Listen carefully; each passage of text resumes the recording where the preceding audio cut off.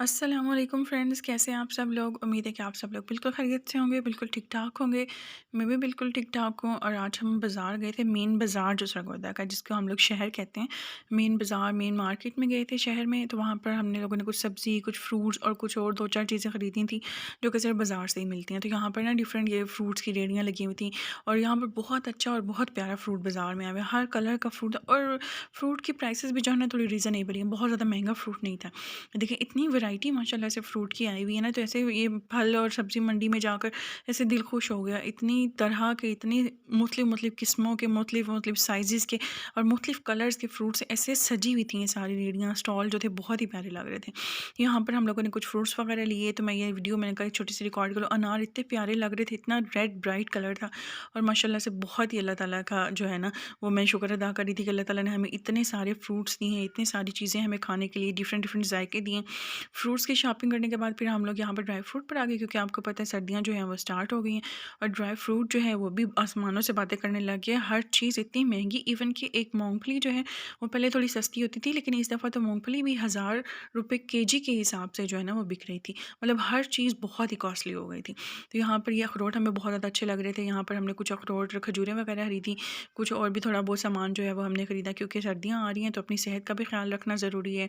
Fruits हम लोगों ने ले लिए, ड्राई फ्रूट ले लिए। फिर हम लोग सब्ज़ी वाले स्टॉल पर आ गए थे। यहाँ पर हम लोगों ने कुछ सब्ज़ियाँ वगैरह ली। और सब्ज़ियाँ भी माशाल्लाह से बड़ी ज़्यादा फ्रेश और बड़ी प्यारी आई हुई थी। और शुरू-शुरू में तो सब्ज़ियों की कीमतें बहुत ज़्यादा हाई थी, लेकिन आजकल जो है ना इनकी कीमतें थोड़ी-सी कम हुई हुई थी। और धनिया और गर्मियों वाली सब्ज़ियाँ भी मैं देख रही थी, अभी भी मौजूद थी। करेले पड़े हुए थे अभी भी, कद्दू भी अभी तक मौजूद थे, और बहुत ही प्यारी सब्ज़ियाँ और फ्रूट थे। बस हम लोग ये फ्रूट्स और वेजिटेबल्स लेने के लिए ही मेन बाज़ार में गए थे, क्योंकि यहाँ पर ना आपको बिल्कुल फ्रेश मिल जाती हैं। शहर से भी मिल जाती हैं मुख्तलिफ़ शॉप से, लेकिन मेन मंडी जो है ना वहाँ से हमें बहुत अच्छा मिल जाता है फ्रूट। क्योंकि हमने थोड़ा ज़्यादा लेना था, तो इसलिए हमने सोचा कि हम ना मंडी चले जाते हैं, वहाँ से बाय कर लेते हैं। तो फ्रूट्स और वेजिटेबल ख़रीदने के बाद फिर हम लोग ग्रॉसरी स्टोर पर आ गए। यहाँ पर हम लोगों ने अपनी मंथली ग्रॉसरी वगैरह की। और ये देखें, ये टैंक्स वगैरह और ये सारी जितनी भी चीज़ें थी, ये तो हालांकि समर्स का स्टॉक है, तो ये अभी तक इन्होंने ऐसे ही अरेंज करके सेट करके रखा हुआ था। बस यहाँ से फिर हम लोगों ने अपनी मंथली ग्रॉसरी वगैरह की, जो भी घर की ज़रूरत की चीज़ें थी वो मैंने सारी यहाँ से ले ली। और लोशंस की एक वाइड रेंज आई हुई थी, क्योंकि सर्दियों के साथ साथ जो जो चीज़ें ज़रूरी होती हैं ना, वो सारी की सारी चीज़ों के यहाँ पर भरमार लगी पड़ी थी। तो बस यहाँ से हम लोगों ने ग्रोसरी ली। फिर हम लोग घर वापस आकर बहुत ज़्यादा थक गए थे। और ये बर्थडे वाले दिन जो हमारा खाना हम लोगों ने पैक करवा लिया था, क्योंकि खाना बहुत ज़्यादा हम लोगों ने ऑर्डर कर लिया था। तो ये वो वाली बिरयानी थी, और साथ में ना अचार गोश्त था, आई थिंक सो। अचार गोश्त कढ़ाई थी, या मुझे याद नहीं कि एग्जैक्ट क्या था। कलवंजी उसमें डली हुई थी, अचार भी था, क्या इसका नाम था। और ये बिरयानी बहुत ज़्यादा स्पाइसी थी, बहुत स्पाइसी बिरयानी थी, लेकिन बहुत मज़ा आ रहा था। और चूँकि भूख मुझे बहुत लगी हुई थी, फिर के बाज़ार में हमने बाज़ार से कुछ भी नहीं खाया था, तो घर आते ही बस मैंने ये बिरयानी गर्म की, फटाफट से मैंने बिरयानी खाई। और बहुत मज़ा आ रहा था, बहुत ज़्यादा मज़ा आ रहा था। आप यकीन करें, उस टाइम जब हम खाना ऑर्डर करते हैं और उस वक्त इतनी चीज़ें होती हैं कि उसकी खुशबू से ही, उसके अरोमा से ही हमें ऐसा लगता है हमारा पेट फुल हो गया, तो इतना ज़्यादा खाया नहीं जाता। और जब बचा हुआ खाना अगले दिन हम गर्म करके खाते हैं, मुझे तो बहुत मज़ा आता है। और बस वो फिर खाना खाया, थोड़ी देर मैंने आराम वगैरह किया। और शाम को फिर ये हमारे फार्म हाउस से फ़िश आ चुकी थी, क्योंकि ये सारी सर्दियों की सौगातें हैं। तो सर्दियाँ स्टार्ट होते ही जो है हमारे फ़िश फार्म में, जो कि फ़िश जो है वो निकलना स्टार्ट हो गई थी। तो हम अब्बू लोग गए हुए थे डेरे, तो वो घर के लिए भी थोड़ी सी फ़िश लेकर आए थे। और ये मैंने घर में ही इसका मसाला तैयार किया था। ये देखिए, बिल्कुल सिंपल सा ईज़ी सा मसाला है। अगर आपके पास पैकेट वाला मसाला नहीं है, तो आप घर पे बना सकते हैं। अदरक लहसुन का पेस्ट लें, थोड़ा सा फूड कलर लें, कुटी हुई लाल मिर्च ली, मैंने पिसी हुई लाल मिर्च ली, धनिया पाउडर लिया, नमक लिया, थोड़ा सा चाट मसाला लें, अजवाइन थोड़ी सी आप इसके अंदर डाल लें, और 2-3 नींबू का रस जो है ना वो अच्छी तरह से लगा के फ़िश पे तकरीबन मैंने इसको 1.5-2 घंटे के लिए ना मैरिनेट होने के लिए छोड़ दिया था। और फिर इशा की नमाज़ के बाद मैंने इसको फ्राई करना शुरू किया था, यानी कि रात का खाने की जगह पे हम लोगों ने सिर्फ फ़िश ही फ्राई की थी, और वही मैंने सबको सर्व की थी। और चूँकि इसको मैंने 1.5-2 घंटे मैरिनेशन के लिए छोड़ दिया था, तो मसाला जो है ना बहुत अच्छी तरह फ़िश के अंदर लग चुका था, और बहुत अच्छा टेस्ट आ रहा था। और जब आपने मसाला लगा लेना, अगर आपको लगे कि फ़िश की कोटिंग जो है वो मसाले से प्रॉपर अच्छी तरह से नहीं हो रही, तो आपने थोड़ा सा बेसन जो है ना वो भी ऐड कर लेना है इसके अंदर।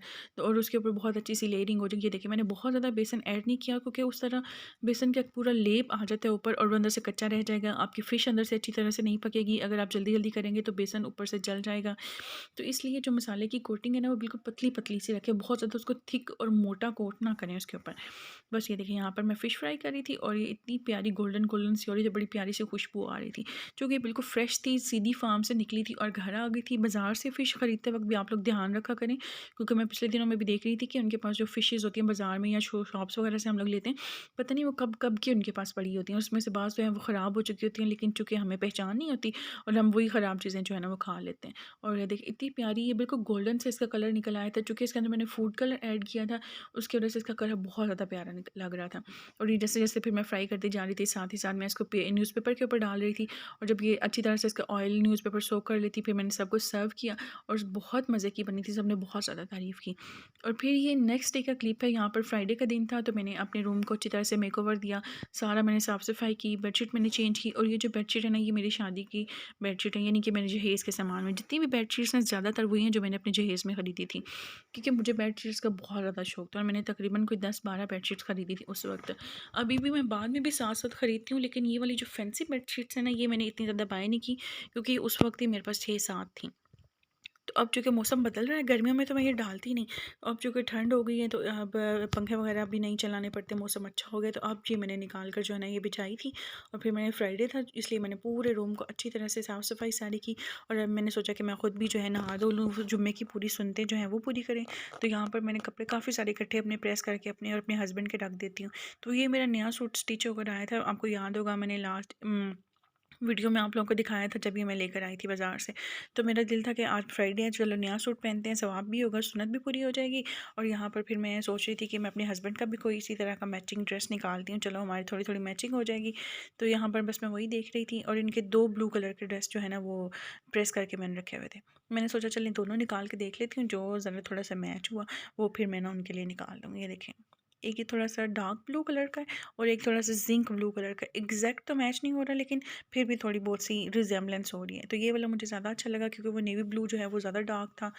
तो फिर इसलिए मैंने उनका भी ड्रेस निकाल के रख दिया। और ये मैं आपको थोड़ी-सी इसकी डिटेल दिखा देती हूँ। ये मैंने बिल्कुल सिंपल सा इसका राउंड नेक बनवाया था, ये देखें।